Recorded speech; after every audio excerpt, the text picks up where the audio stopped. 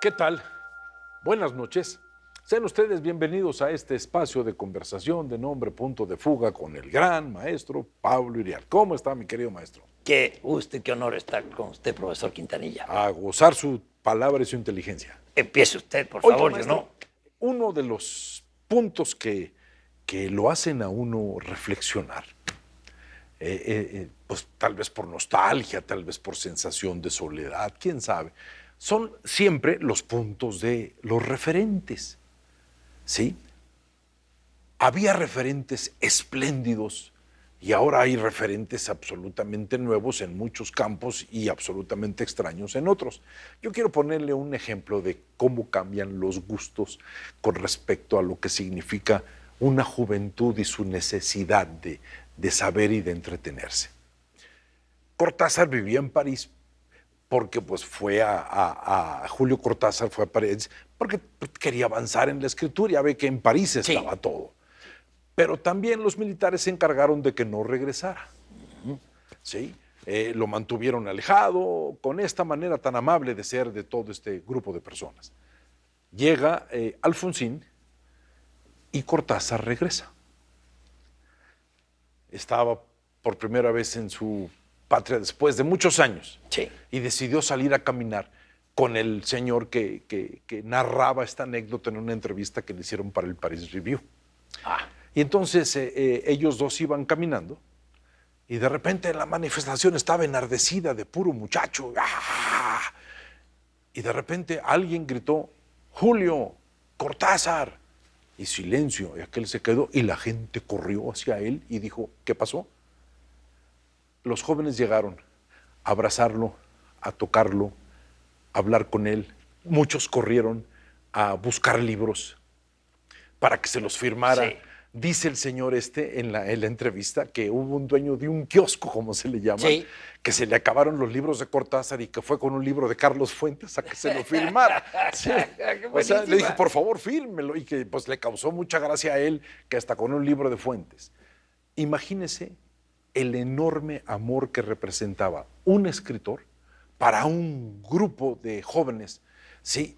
Ahora los referentes son los elementos visuales, lo que te hace sentir, lo que te desquicia la emoción, como el reggaetón y como todo este tipo de cosas. No digo nombres para que nadie piense que soy un puritano pasado de moda, maestro, ¿sí? Pero los referentes en ese sentido, culturalmente hablando, son un gran contraste a nivel emocional y a nivel social. Y por eso quería empezar con esta anécdota. Gracias por el tiempo que me dio. No, qué bonito escuchar eso, porque había una identificación de jóvenes que querían cambiar el mundo a través del arte, de la poesía, de los versos. Exacto. Y uno de esos referentes artísticos, bueno, literato, Bob Dylan.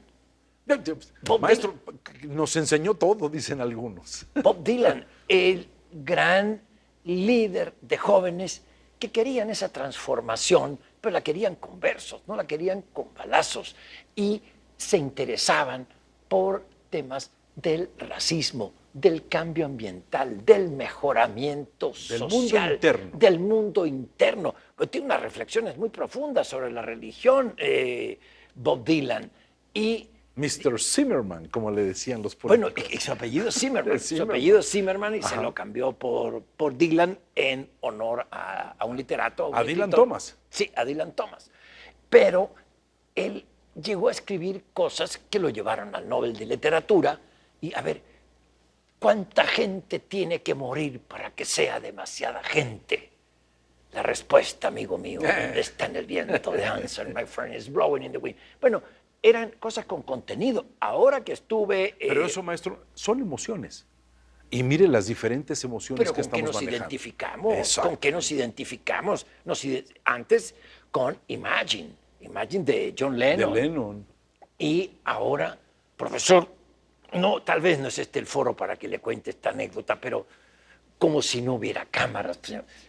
En Miami, viví 2 años ahí y corriendo por la bahía Vizcaíno, oí un reggaetón que se me ha quedado pegado. ¿Sabe qué decía? Y la gente oyéndolo en los yates y todo eso. Lo que me gusta es la más gordita, pues aunque me digan que ya es muy floja. Eso es lo que extasía, maravilla a un sector A un sector, maestro. de la juventud. Sé que la música del reggaetón es una maravilla. Para quien ha vivido en el Caribe, es una música preciosa. Pero La letra, artísticamente no es algo que yo considere pleno, pero es una manifestación cultural. sí, un desprecio absoluto por el bien decir y por el que oye identificarse con esas guarradas, profesor. Perdón. Maestro, y pasemos a otra fase, no solamente en el campo de la cultura, la literatura, en el campo de los artistas vemos esto, en el campo de nuestra política internacional también tenemos muchos ejemplos, maestro. Sí, hay muchos ejemplos. Tuvimos, usted comentaba antes del programa, se lo dejo, Adolfo Suárez, figuras como Maestro, Adolfo Suárez. fíjese, españoles, Adolfo Suárez, Felipe González. Sí, Vea lo que esos señores, lo que Adolfo hizo por España, lo que Felipe González hizo por la democracia. O sea, se juntan estas dos cosas. Ahora vea las ideas de Pedro Sánchez y vea cómo Puigdemont salió en una cajuela y ahora regresa en avión, maestro. ¿Sí? Metafóricamente hablando. angustiado después de haber querido romper España. Bueno, sí, O sea, vea esos contrastes. sí, la decadencia de la política es enorme. Compare usted la lista de senadores que había cuando fui reportero, cubrí desde el 82, 88 la Cámara de Senadores, los nombres que habían, y vea los que vienen y los que hay. No, Qué es una cosa barbaridad. terrible. Profesor, yo quiero tocar a dos, brevemente, porque sé el tiempo que se nos va. Grandes referentes intelectuales de la juventud en los años 60, finales de los 60, Herbert Marcuse. Marcuse, La escuela de Frankfurt, la escuela de Frankfurt, con Teodoro Adorno y otros más. Adorno, que para mí era supremo en sus aforismos, maestro. Sí, yo lo tuve que estudiar en Ciencias de la Comunicación, Adorno. Pero el caso de Marcuse era un hombre que buscaba la libertad. Él huyó de la Alemania nazi. ¿Qué era su libro? El hombre El hombre unidimensional. unidimensional. El hombre unidimensional. Ese es quizá el más famoso, pero tiene varios. Pero su crítica al sistema capitalista. Sí, Su claro. crítica profunda al sistema capitalista, porque dice el capitalismo cosifica al ser humano y la sociedad de consumo destruye todo tipo de valores. Y fue el gran gurú del movimiento estudiantil de 68 en Francia y Alemania, por lo menos el europeo, Herbert Marcuse. Ese era un referente. Otro, el caso de Erich Fromm, que fue comunista y rompe categóricamente con la masificación del totalitarismo soviético, pero fue un gran pensador, psicólogo, filósofo, escritor, desde luego el arte de amar. Y que entendía el concepto de libertad. Ese fue su sino, la búsqueda de la libertad. Exactamente. Y por eso rompe con los comunistas, se queda en Estados Unidos y es uno de los grandes líderes del movimiento en contra de la guerra de Vietnam. Maestro. Vive en Cuernavaca y aquí tiene 12 alumnos que les decían los 12 apóstoles. ¿Ah, sí? Sí, y estos 12 apóstoles, el doctor Ruiz de Tabiel, el doctor Hinojosa, fueron seres muy, muy cercanos a Erich Fromm y estudiaron con él, allí en Cuernavaca.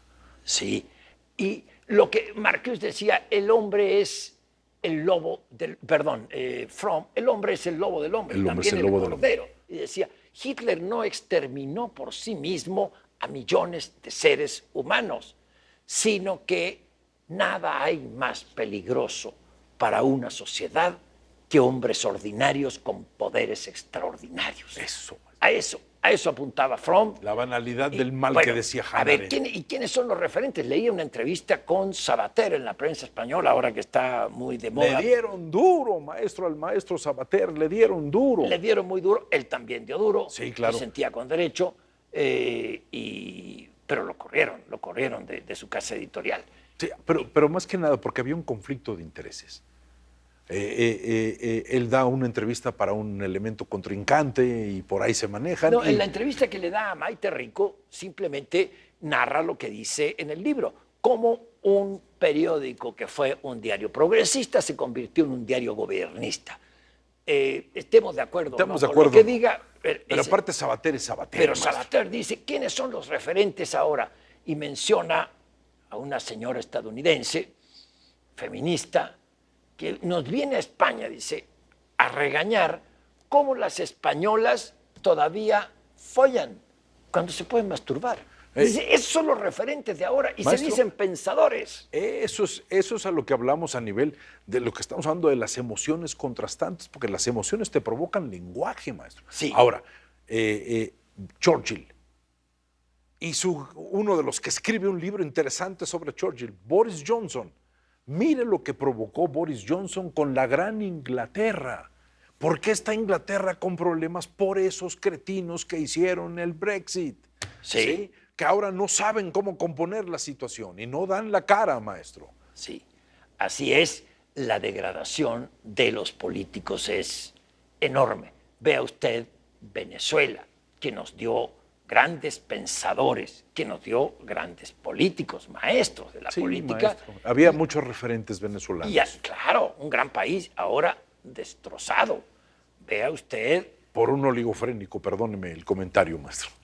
Sí, son de esos hombres corrientes con poderes extraordinarios de los que habla Eric Fromm en El Lobo y El Cordero del Hombre.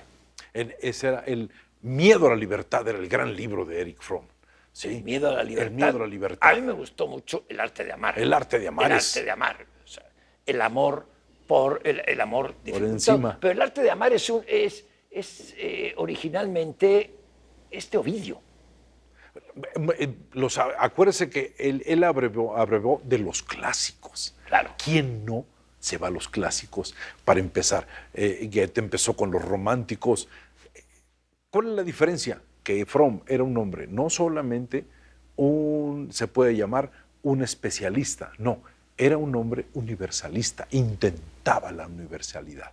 Y ahora estamos careciendo de eso. Profesor, vea los anaqueles de las librerías y ya no verá, verá muy pocos de esos clásicos y sí verá a muchos que escriben sensacionalismo, grillas, que uno les puede hacer así, derecho, maestro, y lo que deja tendrán ahí. derecho a 16 días o 15 días en los escaparates por políticas editoriales.